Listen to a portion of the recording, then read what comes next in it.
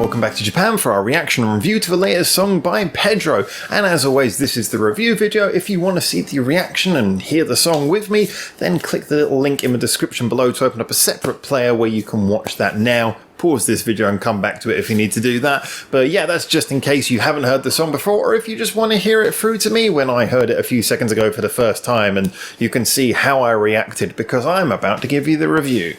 Ready for the review? Seen the reaction? Don't say I didn't warn you, here comes the review. Right, this one was a song that I think it had this infectious quality that I tried to sort of place a finger on what it reminded me of. And it kind of, I think the first thing that really came to mind that this reminded me of was the quality that you get from bands like the Peggies. In the, sometimes they can take something very simple in formula that you almost can't pick apart what actually makes it special or unique, but actually it stands out amongst all the other bands that maybe just have guitar, bass, drums, a female vocal and a simple chord pattern. For some reason it stands out. I picked a few things that really helped musically work for this. One was the guitar rhythm. There was a sort of really cool sort of backbeat stop on the note, just the way that the rhythm's done, kind of hard to explain unless you play guitar, but just the way that the note was sort of crunched and stopped, it gave a really nice sort of off-on rhythm to things that was subtly in the background. It wasn't like a really heavy guitar sort of pounding and then releasing. It was just kind of jangling in there, but it had a really sort of precise rhythm that helped a lot. On top of that, I mean, that was for me actually the primary thing that the whole rhythm of the song seemed to work around. But there was also a liveliness to everything else. The bass and drums was all sort of nice and bouncy and lively. It was picking interesting ways of accenting that rhythm.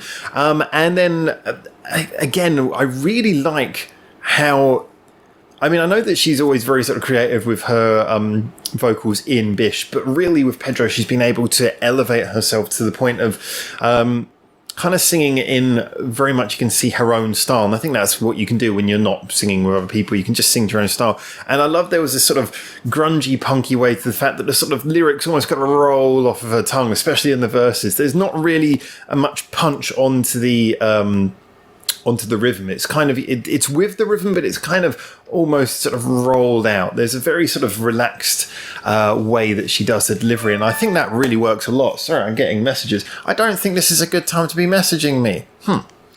Sorry, people. So we edit nothing. So as a result, you know, it gives it a unique style. And in the chorus was interesting because the chorus is very fast delivery, and so she has to sing more on the rhythm, like da da da da da da da da da da. And yet even then she managed to keep a lot of her own identity. And I think that's what stopped the chorus from sounding too it could have sounded kind of grating, I think, kind of irritating. When you got those fast lyric deliveries in a chorus. Often the most catchy choruses, if you think about them, have fairly slow lyric delivery or slow with the occasional sped up bit. There's not many famous choruses or really sort of legendary choruses that just have fast lyrics all the way through. And therefore, you know, when you hear one where it works, it's really special. And I think in this case, and I think in most cases where that happens, it's because the vocalist, amongst other things, has the ability to deliver it in a way that it feels like it's on rhythm and yet it still has its own sort of rhythm. So I think her lyrical delivery, her whole style of vocal delivery really got the most out of this song as well. So although the underpinnings, the bass and the drums were very solid and just sort of did a solid rock and roll thing, they were getting the point across. They were giving a nice sturdy underneath. The guitar had a really nice sound and nice rhythm to it that I think really centered everything. And then her vocals were just amazing. Yeah, really suited this song.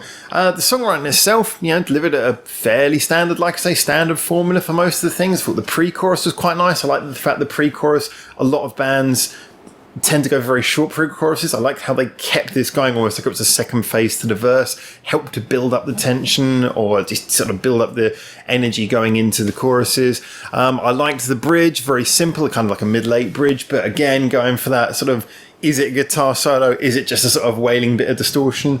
I think that's often a nice way of building up the energy if you're just going to have a few bars out before the last chorus. It was simple, but it worked.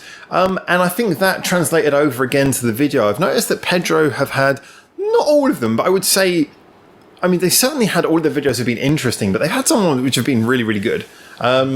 I really like the one where I can't remember, just the one where the scene where she's eating the ramen, and anyway, yeah, that one. But this one had a similar feel to that, and that this one was, I'm really bad at remembering song names, just in case you're new to this channel.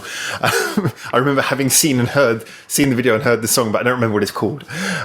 In this case, though, it had a similar feel to that, and I loved the way at some points it was calm, just sort of around about in the street, sort of moving along, like she's on the filming trolley thing, and then the way that it cuts to those sort of crazy scenes where she's sort of sliding through like all these weird inflatable balls, and then she's in amongst all these sweets, and then she's in that sort of scene with the taxi and the zooming lights and everything. It just kind of worked. It kept it colourful, it kept it fun, and she kind of chewed up the scenery as much as you'd expect from a singer-songwriter, I believe, who's just kind of got like a good fun personality. So yeah, for me that was a winner. Yeah, I'm more than willing to accept that it doesn't really sort of set itself apart in any way that's going to make it memorable or stand out or feel like it's got a true identity, but it is very good at that sound. If you like that kind of sound, if you like those sort of jangly, fun, upbeat, but not too sugary poppy rock songs with a little bit of a sort of a grungy, punky twist, but, you know, not too aggressive, that kind of sound, it is a very big prominent thing. It especially was about sort of 15, 20 years ago.